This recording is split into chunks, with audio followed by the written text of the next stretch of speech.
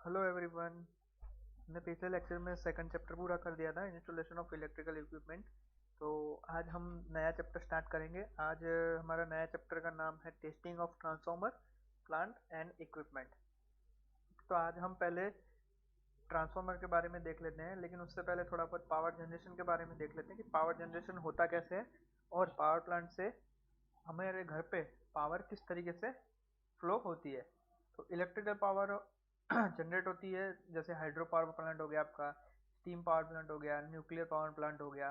तो ये सब पावर प्लांट से आपका पावर जनरेट होती है, और देन वो पावर प्लांट से वो पावर आपका 11 केवी से जनरेट होती है। देन उसके बाद उसे स्टेप अप करके 400 केवी या 550 केवी तक आप स्टेप अप करने के बाद 300 केवी या इतना स्टेप अप करने के बाद हाई वोल्टेज हमारे सब स्टेशन की तरफ आता है, और सब स्टेशन पे उसे स्टेप डाउन किया जाता है। सब स्टेशन के बाद स्टेप डाउन करने के बाद 11 केवी तक स्टेप डाउन करके 11 केवी तक आपके घर तक, आपके बाहर के डीपी पे आता है। डीपी मतलब यहाँ पे डीपी पे आता है, जैसे आप जो ट्रांसफार्मर का पोल होता है, डबल पोल पे जो आपका ट्रांसफार्मर लगा होता है उसे आप डीपी कहते हैं। तो वहां तक आपका 11 केवी तक आता है। फिर वहां से फिर वापस स्टेप डाउन करने के बाद आपके यहाँ पे आपके बाहर 11 केवी आपका, ये जो 11 केवी है वो आपका पावर प्लांट में आता है, जो जहाँ पे आपका डिस्ट्रीब्यूशन सेंटर होता है वहाँ पे आता है। देन 11 केवी से फिर वापस स्टेप डाउन करके 415 तक आप स्टेप डाउन करेंगे। देन 415 आपके बाहर के लगे डीपी पे आएगा। देन उसके बाद आपके घर पे 230 वोल्टेज आएंगे। ठीक है, तो ये था आपका पूरा transmission part, distribution part. Okay, तो इसे ऐसे तो हम चार पार्ट में डिवाइड कर देते हैं। आपका प्राइमरी प्राइमरी ट्रांसमिशन हो गया, सेकेंडरी ट्रांसमिशन हो गया, देन आपका प्राइमरी डिस्ट्रीब्यूशन हो गया, सेकेंडरी डिस्ट्रीब्यूशन हो गया। प्राइमरी ट्रांसमिशन क्या है, जहाँ पे आप 11 केवी से स्टेप अप करके उसे 400 केवी तक ले जाते हैं। देन 400 केवी से लेके आपका जो 11 केवी तक है, यानी जहाँ तक आपका पावर प्लांट आता है, उसे हम सेकेंडरी ट्रांसमिशन कहते हैं। फिर प्राइमरी डिस्ट्रीब्यूशन आता है। प्राइमरी डिस्ट्रीब्यूशन क्या है, आपका 11 केवी से आपका 415 होके स्टेप डाउन होके आपके बाहर डीपी तक आता है। देन सेकेंडरी डिस्ट्रीब्यूशन क्या है आपका, 415 से आप स्टेप डाउन करके उसे 230 तक लेकर आते हैं। तो ये है हमारा कुछ इलेक्ट्रिकल पावर जनरेशन का पूरा फ्लो चार्ट है। एक तरीके से ये फ्लो चार्ट भी होता है। ओके, तो यहाँ पे जो मेन आपका रोल प्ले कर रहा है स्टेप अप और स्टेप डाउन करने में, वो मेन रोल किसका है, वो होता है आपका ट्रांसफार्मर का। तो ट्रांसफार्मर के बारे में जानना बहुत ही ज़रूरी है। ये एक मेजर पार्ट है पूरे इलेक्ट्रिकल पावर जनरेशन में, यानी कह सकते हैं पूरे इलेक्ट्रिकल पावर सिस्टम में। ओके, तो ट्रांसफार्मर की डेफिनेशन क्या है। तो ट्रांसफार्मर एक आपका स्टैटिक इलेक्ट्रिकल डिवाइस है जो एसी इलेक्ट्रिक पावर को एक सर्किट से दूसरे सर्किट की दूसरे सर्किट में सेम फ्रीक्वेंसी के साथ लेकिन डिफरेंट वोल्टेज लेवल पे ट्रांसफर करना है। ठीक है, तो डेफिनेशन क्या हुई, a transformer is a static electrical device which transfer AC electric power from one circuit to another circuit at the same frequency at the different voltage level. अब उसके कुछ टाइप भी हैं। डेफिनेशन तो देख लिया हमने ट्रांसफार्मर की डेफिनेशन क्या है। ठीक है, तो थोड़ा टाइप भी देख लेते हैं। तो टाइप क्या है उसके, तो टाइप कुछ इस तरीके से है, जैसे अकॉर्डिंग टू सप्लाई उसका टाइप अलग होंगे। जैसे सिंगल फेज का हो गया, थ्री फेज के सप्लाई के साथ three phase induction, three phase आपका ट्रांसफार्मर होता है। फिर कंस्ट्रक्शन के अकॉर्डिंगली भी उसका क्लासिफिकेशन होता है। आपके शेल टाइप के ट्रांसफार्मर होते हैं, कोर टाइप के ट्रांसफार्मर होते हैं, बैरी टाइप के ट्रांसफार्मर होते हैं। ठीक है, नेक्स्ट उसका according to the KVA rating, KVA rating के अनुसार भी उसका क्लासिफिकेशन होता है।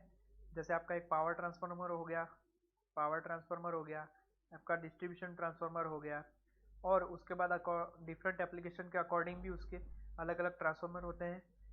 यहाँ पे टोटल 17 ट्रांसफार्मर के टाइप हैं, तो बाकी सब देख लेना आप लोग। तो ये जो ट्रांसफार्मर है उसके टाइप हमने देख ली, उसकी डेफिनेशन देख ली। अब नेक्स्ट टॉपिक है हमारा construction of three phase transformer, यानी कि जो हमारा ट्रांसफार्मर होता है थ्री फेज का, उसका कंस्ट्रक्शन किस तरीके से होता है। तो तीन हमारे थ्री फेज ट्रांसफार्मर, तीन प्राइमरी ट्रांस वाइंडिंग होती है और तीन सेकेंडरी वाइंडिंग्स होती है। एक कॉमन मैग्नेटिक कोर पे उसे लपेटा जाता है। ओके, और ये जो कोर होता है और वाइंडिंग होती है उसे हम एक डाई इलेक्ट्रिक ऑयल से एक टैंक में फिल करते हैं। ठीक है, यहाँ पे देखिए मैं आपको एक फिगर बताता हूँ। देखिए, ये देखिए, ये है आपका ट्रांसफार्मर। ओके, तो ये वाली जो आपका एरिया है, ये पूरा टैंक है, जैसे नंबर 1 है, ये पूरा टैंक है। तो इसके अंदर आपकी 3 वाइंडिंग होगी। प्राइमरी वाइंडिंग में 3 वाइंडिंग होगी और सेकेंडरी वाइंडिंग में आपकी 3 वाइंडिंग होगी। ठीक है, और इसको, ये जो कंटेनर है उसे हम ऑयल से, डाई इलेक्ट्रिक ऑयल से फिल करते हैं। ओके, सो जो टर्मिनल होते हैं प्राइमरी और सेकेंडरी वाइंडिंग के, उसे इंटरनल बुशिंग से कनेक्ट किया जाता है। एंड देन बुशिंग को, the bushing provide the necessary insulation to the conductor और the bushing are supported on the tank cover. ठीक है, नेक्स्ट, एसेसरीज ऑफ ट्रांसफार्मर। तो ट्रांसफार्मर के पार्ट्स कौन कौन से होते हैं? तो मेनली ये पार्ट होते हैं उसके, conservator tank, high voltage and low voltage bushings, then breather, then Buchholz relay, then tap changer. तो एक एक करके इन सारे एसेसरीज के बारे में हम लोग देख लेते हैं, ये एसेसरीज कैसे बनती है या उसका काम क्या है। ठीक है, तो सबसे पहले हम देख लेते हैं, सबसे पहला टॉपिक है हमारा कंजर्वेटर टैंक। ठीक है, यह देखिए, ये पार्ट्स ऑफ डिस्ट्रीब्यूशन ट्रांसफार्मर जैसे आपका बाहर की तरफ होता है, जैसे ये आपका कूलर है, ये कूलिंग प्लेट्स बोल सकते हैं आप इसे। यहाँ पे क्या आपकी हवा लगती है और आपका जो भी गर्मी आपकी ये टैंक में से बाहर निकलती है उसे वो ठंडा करती है। ठीक है, ये आपकी हाई वोल्टेज बुशिंग्स है, ये आपकी लो वोल्टेज बुशिंग्स है, ये आपकी कंजर्वेटर टैंक है, ये आपका ये आपका ब्रीदर है, ये आपकी बकोल्स रिले है, और ये देखिए, ये आपके अंदर के कोर है। यहाँ पे जैसे यहाँ पे हम लोग आड़ा छेद ले रहे हैं तो उसमें आपको एक साइड ही दिखाई दे रही है। ऐसे आपकी 3 वाइंडिंग होती है, 3 फेज ट्रांसफार्मर है तो 3 वाइंडिंग होती है। ठीक है, तो ये 3 फेज वाइंडिंग में आपका एक एक वाइंडिंग में आपके प्राइमरी वाइंडिंग और सेकेंडरी वाइंडिंग दोनों होती है।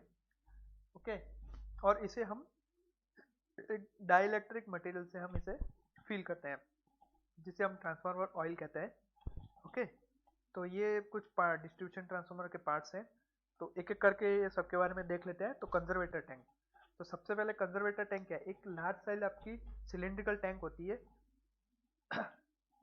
जो which is connected by the pipe to the transformer. ये देखिए, यहाँ पे आपको कंजर्वेटर टैंक दिख रही है, ये वाली। तो ये वाली जो कंजर्वेटर टैंक है वो एक पाइप के थ्रू ये ट्रांसफार्मर के साथ कनेक्टेड होती है, जिसके अंदर आपका ट्रांसफार्मर ऑयल भरा होता है कुछ सर्टेन लेवल पर। ठीक है, बाकी का रिमेन पोर्शन होता है जो आपका वो खाली रहता है और उससे वो हवा से भरा हुआ होता है। ठीक है, तो कंजर्वेटर जो ऑयल है वो कम्युनिकेशन है किस किस के बीच का? टैंक ऑयल के, टैंक और आपका जो जिसमें वाइंडिंग है आपकी उसके बीच का। जब भी आपका, जैसे ये ट्रांसफार्मर में जब भी आपका ट्रांसफार्मर गर्म होता है तो इसके अंदर का जो ऑयल है, ये जो ऑयल आपका एक्सपांड होता है, ये ऑयल एक्सपांड होता है तो उसे निकलने के लिए जगह चाहिए। तो वो जगह कौन प्रोवाइड करता है? वो जगह आपकी कंजर्वेटर टैंक प्रोवाइड करती है। यानी कि जब भी ये टैंक का ऑयल गर्म हुआ और एक्सपांशन हुआ उसका, तो ये जो एक्स्ट्रा ऑयल जो बाहर निकलेगा, वो एक्स्ट्रा ऑयल आपका कहाँ जाके सेव होगा? कंजर्वेटर टैंक में जाके आपका सेव होगा। ठीक है, और इससे क्या होता है, फायदा क्या है कि जो एक्सटर्नल एयर होती है, जो भी आपका गर्म ऑयल है, वो एक्सटर्नल एयर के डायरेक्ट कांटेक्ट में आने से बच जाता है। ठीक है, next, high voltage bushings. So the function of high voltage bushings is to provide insulating support to the conductor passing through the earthen tank. इसका मतलब क्या है? यहाँ देखिए, ये आपकी एक बुशिंग असेंबली है। तो इसमें देखिए, ये जो आपका बाहर का एरिया है, ये वाला हिस्सा जो आपके बाहर का एरिया है, ये वाला हिस्सा जो आपके बाहर का एरिया है, और ये वाला जो हिस्सा है वो अंदर का एरिया है। तो यहाँ पे आपकी जो वाइंडिंग होती है यहाँ पे कनेक्टेड होती है, यहाँ पे आपकी वाइंडिंग कनेक्टेड होती है। तो ये जो वाइंडिंग है और इसको आपका ऑयल से भरा हुआ होता है, और बाहर की ओर आपका पोर्सिलिन सेल होता है। ठीक है, और ये जो बीच में आपकी जगह दिख रही है आपको, ये वाली, तो ये आपकी एक स्पेसर है। स्पेसर क्या है आपका, जो आपका वायर, ये जो आपका वायर जा रहा है आपका, वो वायर और ये जो पोर्सेलिन सेल है उन दोनों के बीच का गैप है। ठीक है, तो यहाँ देखिए जो फंक्शन क्या है, हाई वोल्टेज बुशिंग का फंक्शन क्या है, इंसुलेटिंग सपोर्ट ही प्रोवाइड करता है आपको कंडक्टर को। ठीक है, और bushings comprises a central conductor support surrounded by the graded insulation। जैसा मैंने आपको बताया, यहाँ पे आपकी एक यहाँ पे आपका एक कंडक्टर होता है पूरा, ठीक है, और उसे उसके आसपास एक आपका ग्रेडेड इंसुलेशन होता है। Bushing is necessary when a conductor is taken through a metallic tank at a earth potential. Okay, और इसके आसपास क्या होता है, आपकी पोर्सेलिन की बुशिंग करी होती है। पोर्सेलिन bushing can be used up to 20 kV.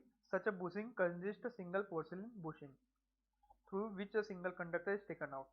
यहाँ से आपका, यहाँ से जब भी आपका एक सिंगल कंडक्टर जब भी आप बाहर निकालते हैं तो उसके आसपास आपकी पोर्सेलिन की बुशिंग होती है। पोर्सेलिन की बुशिंग कब तक करी जाती है, जब तक आपका 20 केवी है। 20 केवी से अप हुआ तो आपका पोर्सेलिन यूज नहीं होता है, लेकिन 20 केवी के अंदर अंदर आपका रेटिंग के अंदर अगर आपका वोल्टेज है तो आपका पोर्सेलिन बुशिंग यूज होता है। ठीक है, लेकिन अगर आपका 20 केवी से ऊपर है तो उसमें आप ऑयल फील्ड बुशिंग यूज करते हैं। 33 केवी की एप्लीकेशन है अगर आपकी, तो आप ऑयल फील्ड बुशिंग यूज करते हैं। लेकिन 132 केवी और उसके अबव का अगर आपका कोई भी बुशिंग है तो आप इम्प्रेग्नेटेड पेपर कंडेंसर बुशिंग आप यूज करते हैं। ठीक है, 20 केवी तक आप पोर्सेलिन बुशिंग यूज कर सकते हैं। अबव 20 केवी अप टू 33 केवी आप ऑयल फील्ड बुशिंग यूज कर सकते हैं, और 132 केवी अगर उससे ज़्यादा कुछ एप्लीकेशन हुई तो आप पेपर कंडेंसर बुशिंग यूज करेंगे। ओके, नाउ थर्ड है हमारा ब्रीदर। ब्रीदर क्या है, ब्रीदर आपके एक ट्रांसफार्मर में एक पार्ट होता है जो ऐसे एक जैसे आपका वो यू शेप की जो पाइप होती है उसमें आपका एक लास्ट में एक गोला सिलेंडर आकार का आपका वो लटका हुआ होता है, और उसके अंदर कुछ आपको आपकी जो पिंक कलर का कुछ आपको एक चीज दिखाई देगी। ठीक है, तो उसे हम, वो जो पिंक कलर की चीज होती है वो आपकी ड्राई सिलिका सेल होती है, सिलिका जेल होती है। तो सिलिका जेल क्यों यूज होती है, क्योंकि सिलिका जेल जो होती है वो आपके मॉइस्चर को एब्जॉर्ब कर लेती है। उसका एक फंक्शन होता है कि वो मॉइस्चर को एब्जॉर्ब कर लेती है। तो वो जो आपका कंटेनर जैसा, आपका सिलेंडर जैसा जो भी आपकी चीज होती है उसे हम ब्रीदर कहते हैं। तो ब्रीदर क्या होता है, ब्रीदर आपके सिलिका जेल से उसे फील्ड करते हैं, और सिलिका जेल आपका क्या होता है, मॉइस्चर को एब्जॉर्ब कर लेता है, और उसे हम क्या कहाँ फिट करते हैं, आपका एयर स्पेस और कंजर्वेटर टैंक के पास में फिट करते हैं। देखिए यहाँ पे मैं आपको बता देता हूँ कहाँ होता है। जैसे आपका ये है, ये जो आपका एरिया है ये आपका ब्रीदर वाला एरिया है। ये देखिए ये वाला एरिया आपका, ये जो है वो ब्रीदर वाला एरिया है। ठीक है, तो उसे हम बाहर हवा में, और कंजर्वेटर टैंक के जो भी आपकी बाहर की तरीके से आपकी बाहर जो आपकी पाइप लगी होती है उसके बीच में हम लोग इसे फिट करते हैं, ताकि जो भी ऑयल में जब भी कोई मॉइस्चर का अगर कंटेंट आता है तो वो मॉइस्चर का कंटेंट आप ब्रीदर थ्रू से एब्जॉर्ब कर लेते हैं। ठीक है, तो ये क्या है, ब्रीदर आपके एक टाइप का क्या है, एक आपके ब्रीदिंग ब्रीदिंग पार्ट है आपका, ट्रांसफार्मर का ब्रीदिंग पार्ट है। जब भी आपका लोड होता है, बहुत ज़्यादा लोड होता है ट्रांसफार्मर पे, तो उसे एक टाइप का थोड़ी बहुत एक टाइप में ब्रीदिंग करने की जरूरत होती है। ब्रीदिंग मतलब जैसे हम सांस लेते हैं, वैसे समझ लीजिए आपका एक ब्रीदर आपके ट्रांसफार्मर के लिए सांस लेने का एक इक्विपमेंट है। ठीक है, आपका ये कह सकते हैं। तो जब भी आपका लोड इंक्रीज होता है, जब भी ट्रांसफार्मर लोड इंक्रीज होता है तब ऑयल एक्सपांड होता है, और एयर होती है वो कंजर्वेटर में एक्सपेल्ड होती है। ठीक है, जब भी आपका लोड रिड्यूस होता है तब आपका ऑयल जो होता है वो कंजर्वेटर में नीचे जाता है, और जो आपका एटमॉस्फेरिक एयर होती है वो अंदर की तरफ आती है। ठीक है, यानी देखिए जब भी आपका लोड बढ़ा तो ये ज़्यादा गर्म हुआ, ज़्यादा गर्म हुआ तो आपका जो ऑयल है वो यहाँ से कंजर्वेटर टैंक में गया, कंजर्वेटर टैंक में गया तो जो आपका जितना आपने खाली रखा था, जितना कंजर्वेटर टैंक आपने खाली रखा था उतना वो फिल हुआ, वो उतना फिल हुआ तो जितना मॉइस्चर कंटेंट है वो moisture content silica gel through उधर एब्जॉर्ब हो गया। अब लोड कम हुआ तो ये थोड़ा बहुत ठंडा हुआ ऑयल, ऑयल ठंडा हुआ तो आपका कंजर्वेटर टैंक में से थोड़ा ऑयल का कम हुआ और न्यू एयर, हवा में से अच्छी हवा, एयर, अच्छी एयर आपकी ब्रीदर थ्रू आपकी कंजर्वेटर टैंक में जाएगी। ठीक है, तो ये आपका ब्रीदर एक ब्रीदिंग पार्ट के तरीके से काम करता है। ठीक है, तो ड्राई सिलिका जेल होती है वो आपकी पिंक कलर की होती है और वो आपकी ब्लू कलर में कन्वर्ट हो जाती है जब भी वो एब्जॉर्ब को मॉइस्चर को एब्जॉर्ब करती है।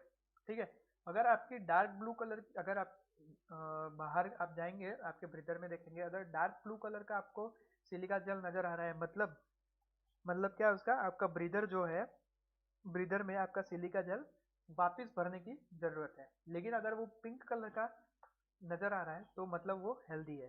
ठीक है, नाउ बकोल्स रिले, ये बहुत ही अच्छा टॉपिक है बकोल्स रिले। तो बकोल्स रिले क्यों यूज होती है? बकोल्स रिले यूज होती है आपका एज अ प्रोटेक्टर।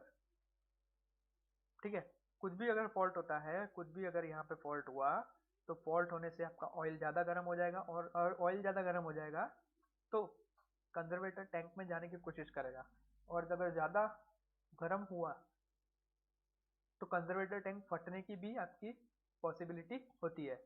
तो उसे उससे रक्षा कौन करेगा, उससे प्रोटेक्शन कौन देगा? वो बकोल्स रिले देगा। ठीक है, तो बकोल्स रिले क्या है?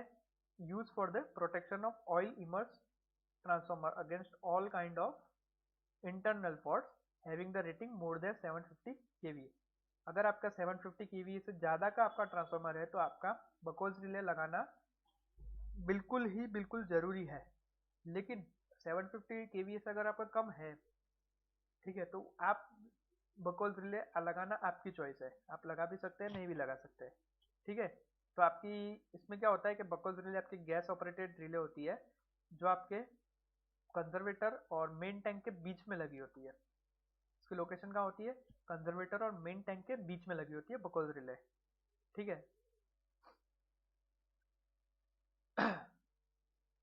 देखिए मैं आपको बताता हूँ बकोल्स रिले का काम कैसा होता है। देखिए ये आपकी, देखिए बकोल्स रिले आपकी कंजर्वेटर टैंक और मेन टैंक के बीच में ऐसे कनेक्टेड होती है। ठीक है, ये जैसे आपकी बकोल्स रिले है एक, वो आपकी मेन टैंक और कंजर्वेटर टैंक के बीच में कनेक्टेड है। अब उसका देख लेते हैं, जैसे वर्किंग देख लेते हैं, वर्किंग कैसे बकोल्स रिले का। तो देखिए जैसे ही यहाँ पे कुछ आपका हीट हुआ, कुछ भी फॉल्ट हुआ, मान लीजिए कि यहाँ पे कुछ फॉल्ट हुआ, एक स्मॉल फॉल्ट हुआ, तो स्मॉल फॉल्ट होने से क्या होगा कि ट्रांसफार्मर का जो करंट है वो लीक होगा और वो हीट प्रोड्यूस करेगा और वो हीट के कारण क्या है, ऑयल गर्म हो जाएगा। ऑयल गर्म होगा तो वो क्या होगा, ऑयल गर्म होकर एक्सपांड होगा, एक्सपांड होने के बाद वो कंजर्वेटर टैंक की तरफ जाने की कोशिश करेगा।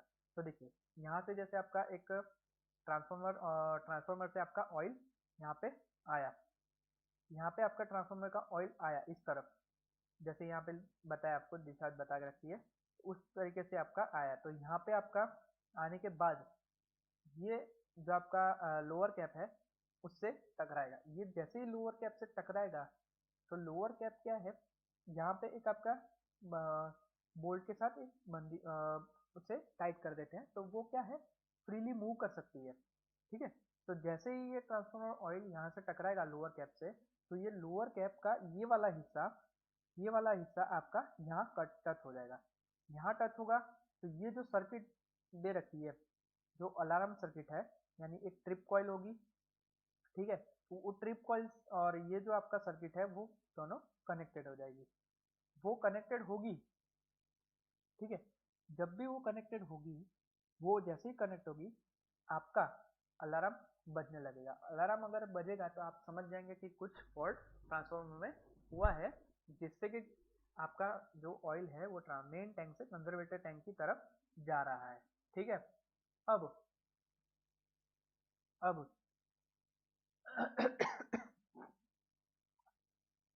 कुछ आपका ये प्रोसेस जब होगी तब कुछ गैस और कुछ ऑयल वेपर आपका कलेक्ट होगा टॉप चैम्बर के अंदर। तो जब भी आपका मर्क्यूरी टाइप ये जो स्विच है, ठीक है, ये आपकी अटैच कर रखी होती है फ्लॉट से, ठीक है, ये फ्लॉट से अटैच कर रखी होती है। यानी कि ये जो क्लोजिंग यहाँ से लेके आपका जब भी क्लोज हुआ तो आपकी क्लोज ये पूरा सर्किट आपका कंप्लीट हुआ, देन आपका अलार्म बजा। ये आपका वार्निंग है कि कुछ अकर हुआ है ट्रांसफार्मर में, ठीक है। तो जब भी आपका कुछ ऐसा फॉल्ट होता है तब आपका ट्रांसफार्मर ऑयल गर्म होने के बाद वो ऐसे फ्लोट करता है, देन यहाँ लोअर कैप से टकरा के लोअर कैप आपका पूरी सर्किट कंप्लीट करेगा, देन आपका अपर फ्लोट है जो वो अपर फ्लोट क्या करेगा, अपर फ्लोट आपका क्या कर सकता है, अपर फ्लोट आपका ये मर्क्यूरी स्विच के साथ कनेक्ट होने के बाद आपका पूरी सर्किट कंप्लीट होगी, देन आपका अलार्म बजेगा, ठीक है। अब अलार्म बज गया तो उसे ट्रिप मतलब उसे जो प्रेशर है जो भी आपका इस चैम्बर में बना है, जो आपका ये बकवास रिले की जो भी चैम्बर है उसमें जो भी प्रेशर बना है उसे आप रिलीज कैसे करेंगे, वो इसके लिए आपके पास एक रिलीज कॉक होता है। तो ये रिलीज कॉक क्या करता है, आपका जो भी चैम्बर के अंदर है एयर है उसे बाहर निकालने के लिए यूज होता है। तो जैसे ही आपका ये जो आपका कॉक है, रिलीज कॉक से आपका एयर जो भी है वो रिलीज हो जाएगी, देन आपकी ये जो नॉर्मल फ्लो था आपका यानी जो ट्रांसफार्मर से कंजर्वेटर टैंक तक का जो फ्लो था वो नॉर्मल हो जाएगा, देन आपकी ये जो लोअर कैप है वो सर्किट ब्रेक कर देगी यहाँ से, देन आपकी इसीलिए आपकी ये सर्किट यहाँ से आपकी ब्रेक हो जाएगी और अलार्म बंद हो जाएगा, ठीक है। और यहाँ पे टेस्ट कॉक भी दे रखा है। टेस्ट कॉक का यूज क्यों होता है, टेस्ट कॉक का बॉटम के लिए यूज होता है क्योंकि वो एयर को अलाउ करता है, चैम्बर के अंदर एयर को जाने के लिए अलाउ करता है for testing purpose, okay. Now tap changer का यूज क्यों होता है, टैप चेंजर का यूज इसीलिए होता है क्योंकि हमें ट्रांसफार्मर के जो सेकेंडरी वोल्टेज है उसे हमें चेंज करना है, ठीक है। तो सेकेंडरी वोल्टेज के हम एडजस्टमेंट के लिए हम उसे टैप चेंजर का यूज करते हैं। So the adjustment in secondary voltage can be made by off circuit tap changer. Such adjustment are for seasonal load variation. ठीक है, tap is changed only after opening the circuit breaker on the supply. ठीक है, कि ऐसा नहीं है कि आपका अगर सप्लाई चालू है और आप जैसे आप चेंज कर सकते हैं, ऐसा पॉसिबल नहीं है। ऐसा पॉसिबल तभी हो सकता है जब आपका सर्किट ब्रेकर जब भी ट्रांसफार्मर आपका लाइन से डिस्कनेक्ट होने के बाद ही हम टैप चेंजर का यूज कर सकते हैं। जैसे ये देखिए यहाँ पे आपको दे रखा है कि आपका जो ये N1 और N2 है, यानी आपकी टैपिंग्स दे रखी है, वाइंडिंग के अंदर आपकी टैपिंग्स दे रखी है। तो क्या होता है, टैपिंग्स दे रखी होती है, जैसे आपको V1 आपको यहाँ से लेना है, ठीक है, तो V1 आप यहाँ से देंगे, जिस तरीके का V1 देंगे उस अकॉर्डिंग आपको V2 मिलेगा, ठीक है। जैसे ये आपका टैप दे रखा है, देखिए यहाँ पे आपका R1 और R2 दे रखा है, रेजिस्टेंस दे रखा है। तो यहाँ पे अगर टैप आपका R1 की तरफ है तो R1 क्या होगा, फ्लो कैसे होगा, आपका ट्रांसफार्मर का वाइंडिंग आपकी कौन सी यूज होगी, ये फोर्थ वाली एंड देन सेकंड वाली, देन आपका आउटपुट। और आपका अगर R2 में ले जाते हैं तो आपकी कौन सी वाइंडिंग यूज होगी, आपकी 3 और 1 यूज होगी, ठीक है। इस तरीके से आप टैप चेंजर यूज कर सकते हैं। और उस टाइप के जब हम टैप चेंजर यूज करते हैं, जब आपको क्या होता है, सीजनल लोड वेरिएशन जब होता है तो हम किस टाइप के टैप चेंजर यूज करते हैं, ऑफ सर्किट टैप चेंजर। इसमें क्या होता है कि आपका जो ट्रांसफार्मर है उसे ब्रेक किया जाता है, break in the sense line से कट किया जाता है, ओके। और डेली और शॉर्ट टाइम वोल्टेज वेरिएशन के लिए हम ऑन लोड टैप चेंजर का यूज करते हैं। इसमें क्या होता है, आपका लोड करंट यानी कि जो आपका ट्रांसफार्मर होता है उसे लाइन से डिस्कनेक्ट करने की हमें कोई जरूरत नहीं होती, ओके। तो ये देखिए एक फिगर है ट्रांसफार्मर की, इसमें पहला पार्ट है आपका जो आपको 1 नंबर से बता के रखा है, वो आपका पार्ट है, वो आपका टैंक वाला पार्ट है, यानी वो ट्रांसफार्मर है। देन जो आपके सेकंड नंबर का आपको यहाँ पे दिख रहा है, सेकंड नंबर की आपकी हाई वोल्टेज बुशिंग्स है, ओके। हाई वोल्टेज बुशिंग्स का क्या मतलब है, यहाँ से आप इनपुट देंगे, हाई वोल्टेज का इनपुट देंगे, अगर ये स्टेप डाउन है तो अगर आपका स्टेप अप है तो यहाँ से आप आउटपुट लेंगे। ओके, देन ये जो थर्ड नंबर का आपको दे रखी है इधर छोटी साइड, आपको यहाँ पे दिख रही है छोटी छोटी बुशिंग्स है, उसे आप लो वोल्टेज बुशिंग्स कहेंगे। देन आपका 4 नंबर जो आपकी वो कूलिंग पिन्स है। पिन्स का मतलब क्या है कि आपका जो भी ये ठंडा रखती है, ट्रांसफार्मर को अंदर से ठंडा रखती है। देन ये जो पांचवा है नीचे है, ये नीचे क्या है आपका कूलिंग फैंस है, यहाँ पे आप फैंस भी लगा सकते हैं। ठीक है, देन आपकी जो 6 नंबर की है ऊपर, ये देखिए यहाँ पे आपको 6 नंबर की दिख रखा है, ये 6 नंबर जो है आपका वो कंजर्वेटर टैंक है। देन 7 नंबर जो है ये जो ग्रीन कलर से आपको दिख रहा है, ये ग्रीन कलर क्या है आपका, ग्रीन कलर आपका ये है कि ट्रांसफार्मर को ग्राउंड किया गया है। ग्राउंडिंग क्यों करते हैं, सिस्टम ग्राउंड क्यों करते हैं, वो हम लोग फर्स्ट लेक्चर में सॉरी फर्स्ट चैप्टर में हम लोग देख चुके हैं कि सिस्टम को ग्राउंडिंग क्यों किया जाता है। ठीक है, देन जो आपका 8 नंबर है, यहाँ देखिए ये जो 8 नंबर है ये आपका ड्रेन वाल्व है। ड्रेन वाल्व का यूज क्या होता है कि टैंक को अगर आपको ऑयल को खाली करना है तो आप ड्रेन वाल्व को खोल के इसमें से ट्रांसफॉर्मर टैंक में से ऑयल निकाल सकते हैं।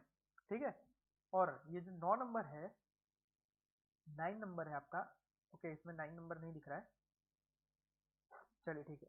जो आपका फिर 10 नंबर है, ये जो 10 नंबर है, ये जो 10 नंबर है वो ऑयल टेम्परेचर प्रेशर गेज है।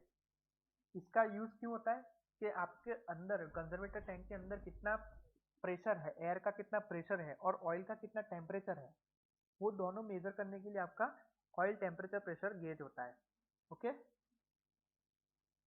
ठीक है, और ये जो आपका ये 11 नंबर में आपको यहाँ पे एक एक पट्टी एक स्क्रीन जैसी आपको देखने को मिलेगी, वो आपका एक बुशिंग करंट है।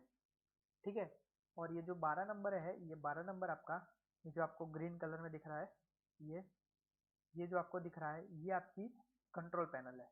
यहाँ से आप करंट आउटपुट करंट इनपुट सब कुछ कंट्रोल कर सकते हैं, और यहाँ से जो है आपका कनेक्शन कंट्रोल कंट्रोल रूम तक जाता है। ओके, तो ये था हमारा आज का टॉपिक, पूरा कंस्ट्रक्शन, फिर उसके टाइप्स यानी कौन कौन से ट्रांसफार्मर होते हैं।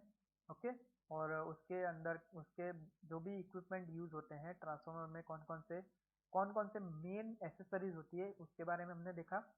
ठीक है ना, नेक्स्ट अभी हम आने वाले टॉपिक में इसके आगे हम ट्रांसफार्मर की जो रेगुलर बेसिस पे उसकी जो भी क्या टेस्ट होते हैं वो देखेंगे। ठीक है, तो नेक्स्ट टॉपिक हमारा वेरियस टेस्ट रहेगा इसका, जो हम डे बाय डे लाइफ में हम लोग यूज करते रहते हैं। ओके, तो डिफरेंट डिफरेंट टेस्टिंग टेस्टिंग हम लोग पढ़ेंगे। तब तक के लिए जय हिंद, बाय बाय।